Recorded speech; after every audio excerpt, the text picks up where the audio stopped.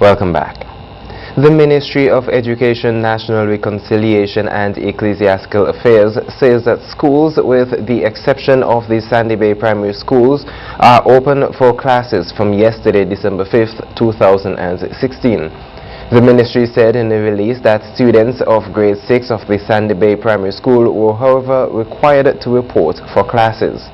Schools across St. Vincent and the Grenadines were closed for 2 days on November 29th and 30th, 2016 due to adverse weather conditions that affected this island during that period. Classes resumed on Thursday, December 1st, 2016 for most schools, but several primary schools and secondary schools remained closed throughout the remainder of last week. The ministry thanks all for their support during this time of disruption. Radio announcer and program manager at WeFM, Donnie Collins, is spearheading a strong committee geared towards providing urgent relief to persons affected by the recent trough system, especially those currently living in shelters. The committee is comprised of several high-profile figures, namely Michael Charles, former police commissioner, Phil Moses, businessman, Cortland De Jong, chartered accountants, Roxanne Milton, communications of Braxa, and others.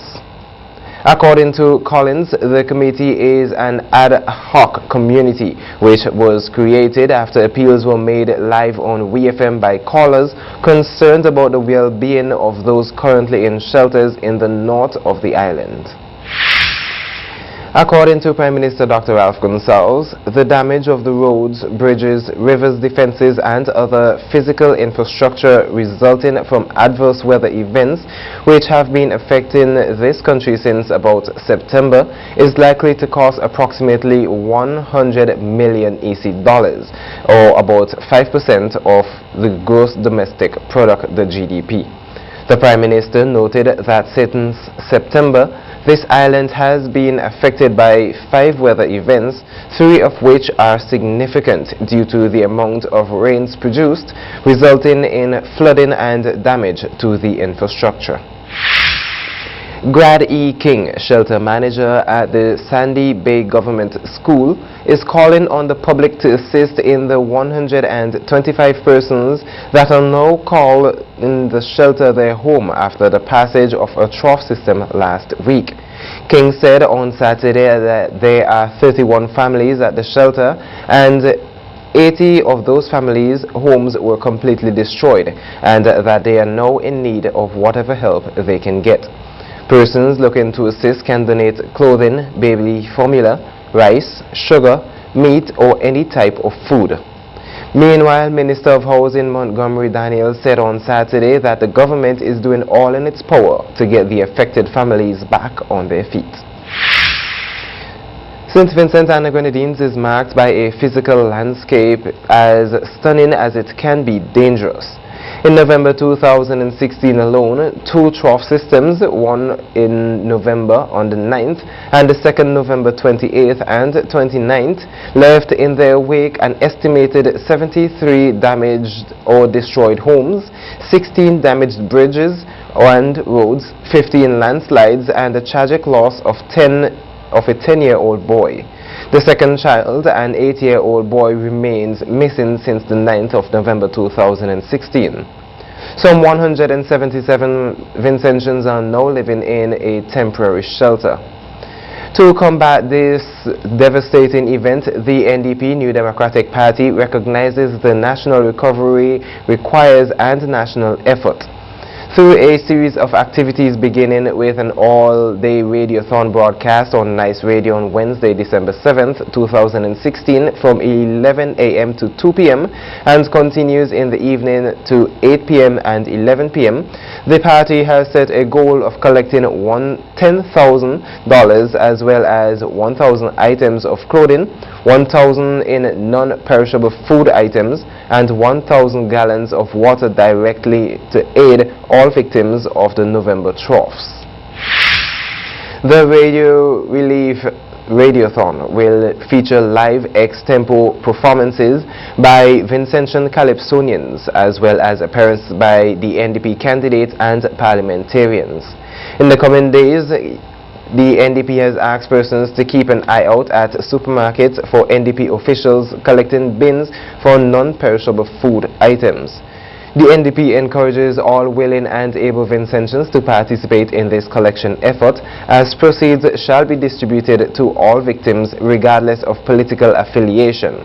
Similarly, the NDP states that all distribution volunteers are welcome on board and that they will publish a list of names of official donation locations in the due course, and are asking persons to not give any unlisted entity claiming to be in collecting for the NDP. Prime Minister the Honorable Dr. Ralph Gonsalves at a press conference recently said that while it is imminent that the Argyle Airport will be opened, the weather patterns are causing a delay. Even when you see the sun is out, because the rain has fallen, they can't do the work which they're required to be done. But I know a lot of work is being done internally. I went there yesterday.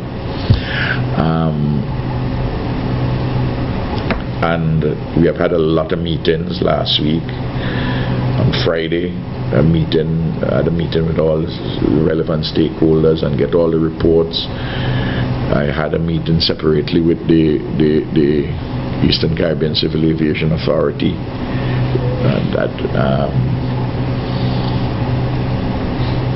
But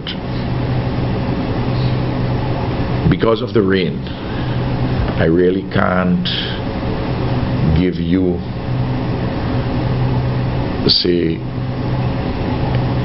I can't say to you, look, it's the 15th of December or the 15th of January, because the rain is just holding us up. The Prime Minister said that work will go on to ensure that the project becomes a reality. We will operate the airport first for a few months with Liat and Amerijet and charters until all the systems are in place. And I know that persons involved in discussions and negotiations with airlines for regular flights from overseas, Glen Beach, leading a team. Naturally, we want to have all the systems ironed out, all the kinks ironed out in the operations, and for the people to have, for the international carriers to have them in the system, and they have to have a lead time in the system for tickets and the like. So we have been at this. It has been a magnificent achievement thus far. Even Sinclair Leacock said it's a miracle, a near miracle, as to what we have done, which is true. We have been blessed. Prime Minister Dr. Ralph Gonsalves stated that he will refrain from making an announcement about the opening date of the Argyle International Airport. Dr. Gonsalves was at the time speaking at a press conference on Monday, November 28, 2016, where he noted that the insistent rains recently has posed major problems for the Argyle International Airport site, including the section of the Windward Highway. The Prime Minister further stated that currently waterlogged sections are hampering work. A ceremony to mark the reopening of the now refurbished Mental Health Rehabilitation Center took place today, Tuesday, December 6, 2016, at the faculty at Villa. The substantial renovations were done as part of the 10th European Development Fund, the EDF, modernization of the health sector project at just over $4 million as part of the ministry's modernization trust. In more news, Prime Minister Dr. Ralph Gonsalves at a press conference said that this country is taking the tackling of climate change very seriously. He's a hypocrite because he's talking about climate change and man-made climate change, and building an airport so that big jets will come, and the amount of emissions they put out. So on the basis of that reasoning, we must halt all development. Nobody must drive a car. You mustn't, you know, go back to horse and buggy. I mean, these people have no sense and no idea of balance and proportion, and they seek to trivialize a serious subject. The Prime Minister said that there are more needs to deal with vehicle emissions.